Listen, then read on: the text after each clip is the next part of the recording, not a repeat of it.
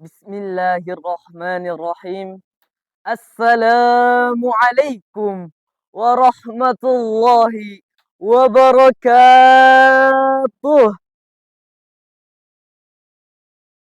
Alhamdulillah, alhamdulillahi rabbil alamin. Wassalatu wassalam ala ashrafil anbiya'i wal mursalin.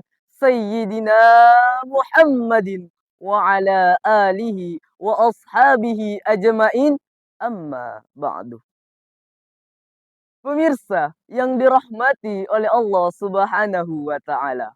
Pertama-tama, puja dan puji syukur kita panjatkan kehadirat Allah Subhanahu wa taala.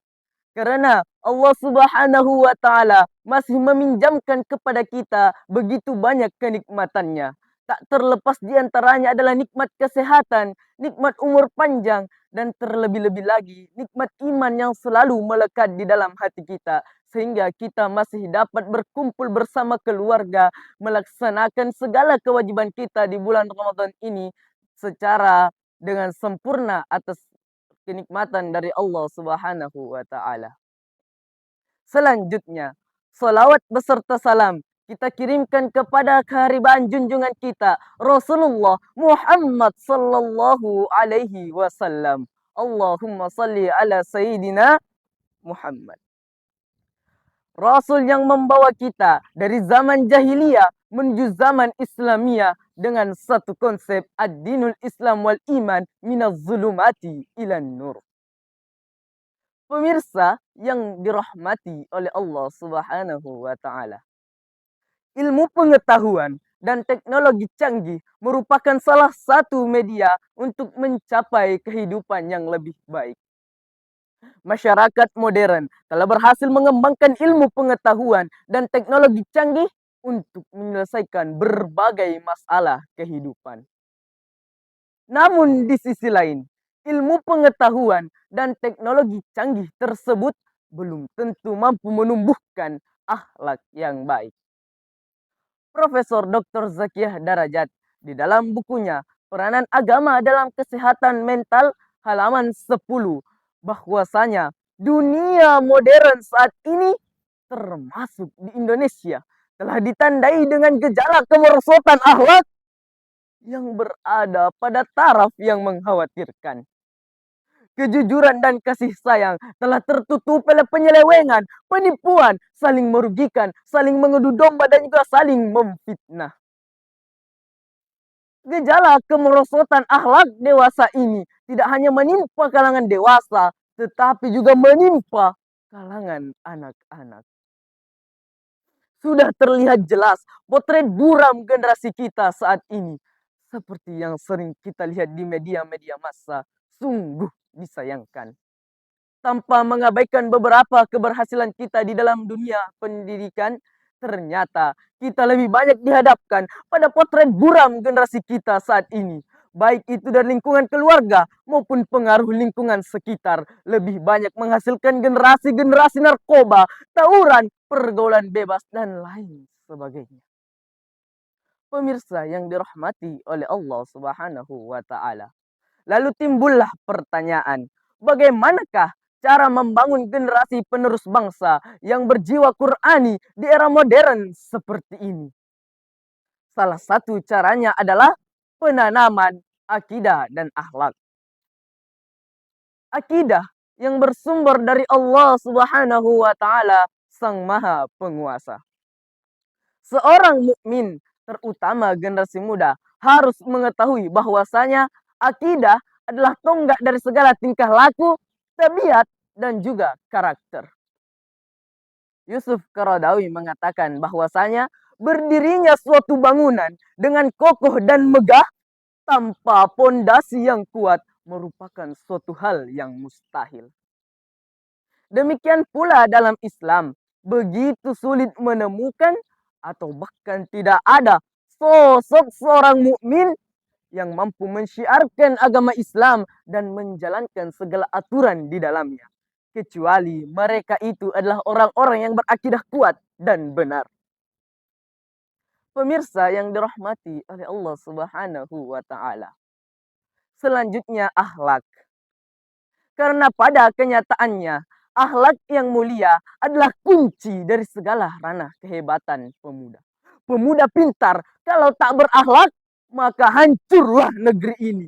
Pemuda cerdas, berprestasi, kalau tak berakhlak, maka hancurlah bangsa ini. Oleh karena itu, pondasi yang paling tepat untuk membangun generasi kita adalah akidah dan akhlak yang baik. Luqmanul Hakim, seorang pemberi nasihat, memberikan petunjuk kepada kita tentang bagaimanakah cara membangun akhlak yang baik di dalam Islam. Yakni dengan memperkokoh akidah. Karena akidah yang kuat menjadi benteng bagi akhlak dari hal-hal yang dapat merusaknya dan yang dapat menghancurkan nilai-nilai moral. Sebagaimana di dalam Al-Quran surat Luqman ayat 13. A'udzubillahi minasyaitonirrajim. Ya bunayya la tusyrik billah. Sekira-kira artinya, wahai anakku, janganlah kau mempersekutukan Allah. Pemirsa, Luqmanul Hakim memberikan penjelasan kepada anaknya bahwasanya karena hal itu dapat merusak akhlak dan menghancurkan nilai-nilai moral. Kemusyrikan merupakan sebuah kezaliman atau dosa yang sangat besar. Kemusyrikan di sini memiliki artian yang sensitif. Terkadang tanpa kita sadari, kemusyrikan telah berada di tengah-tengah kita. Konon lagi pada era teknologi yang semakin canggih, esensi dari kemusyrikan kian gencar merongrong umat Islam tanpa ampun. Segenap muslim dari berbagai jenjang usia telah terlena oleh buayan indah yang terbungkus dalam kenikmatan semu. Oleh karena itu, orang tua berperan penting dalam proses pembentukan akhlak generasi Qur'ani.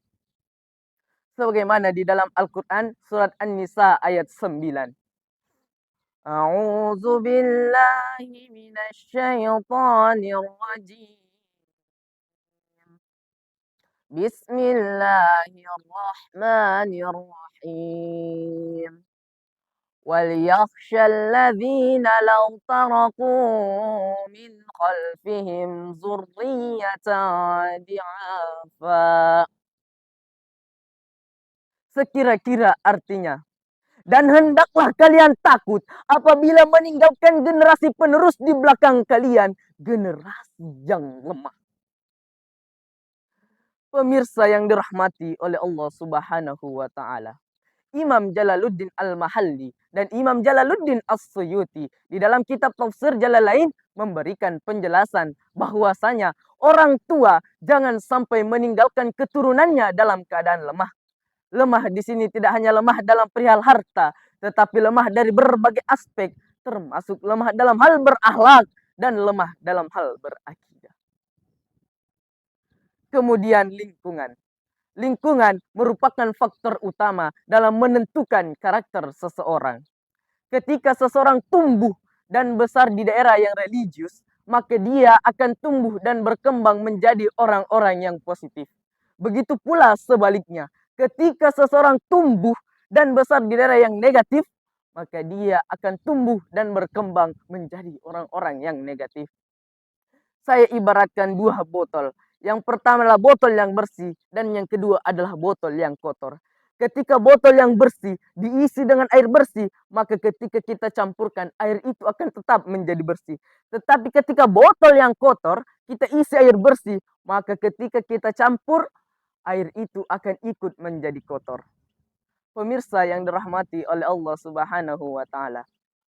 Sebagai kesimpulan, setidaknya ada dua hal yang bisa kita lakukan dalam penanaman akidah dan akhlak bagi generasi kita. Yang pertama adalah keperanan orang tua dan yang kedua adalah pembentukan lingkungan yang baik baginya.